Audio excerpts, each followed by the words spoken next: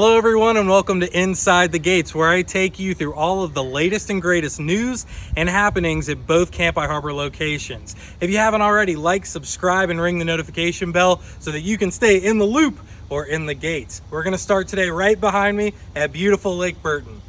Earlier in the year, we announced a campaign to raise money for a scenic overlook to honor Coach Mike's great legacy at our Lake Burton location. The overlook is getting its finishing touches now and will be dedicated later in May.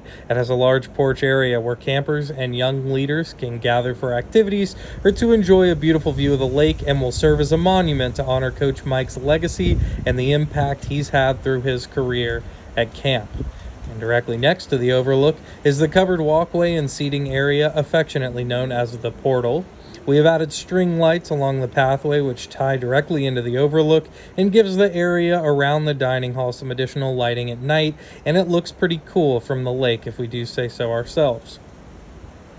Over at the Longo Cabins, we've seen a lot of work over the last couple months to give campers a cleaner and more spacious living area. Some of those lofted bunks have been removed, walls have been opened up, and new bunks have been built in along the sides, in addition to a huge repaint of the cabin.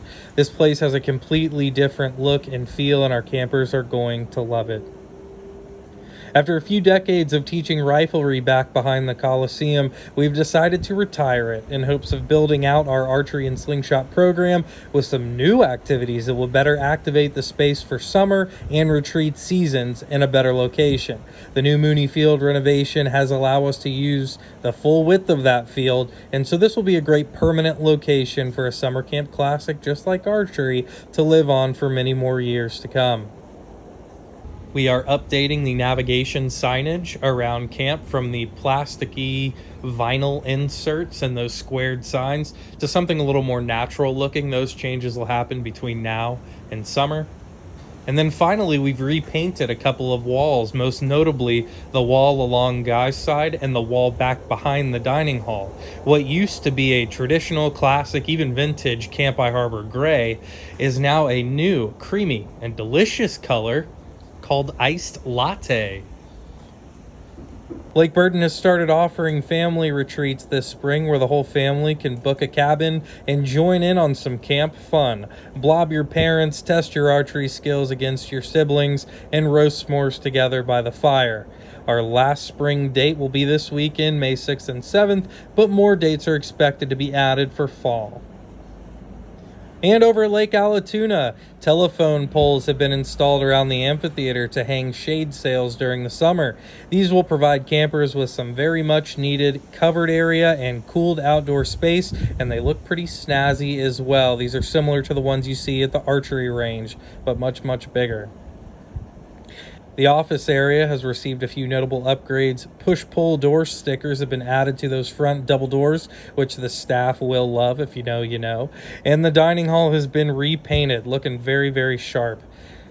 And down at the bottom of the hill at Max Grill, and the pavilion got some TLC by a group of incredible volunteers from Delta who painted those pavilion columns and trim and helped with some general landscaping that make this area look incredible, fresh and clean, including fresh gravel around those picnic tables. We've also completed some of our usual annual updates like a crisp new American flag.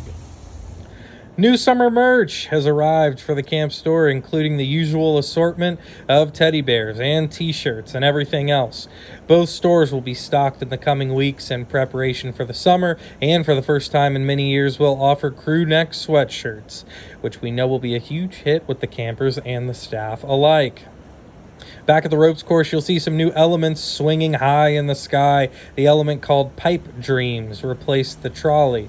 Campers will be able to swing through the air on these pipes, avoiding obstacles and working together as a team.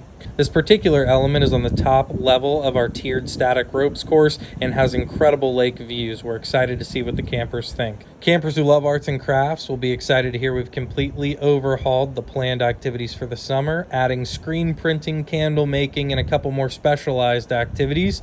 And we're also planning an expansion of the backlot area by adding hatchet throwing, target sports, and a couple other things behind the backlot, which we've only used for storage in the off season. The land activities will also see the return of low ropes offered, which will take place behind its historic location behind the volleyball court. Finally, down on cabin row, we're adding bunks to all the Pathfinder cabins by taking out the closets and those side rooms and adding 2 additional bunks. This will happen both on guy side and girl side. This will allow us to house more leadership campers in those cabins to get great hands-on experience inside the cabin compared to those separate living quarters back in leadership in the back of camp.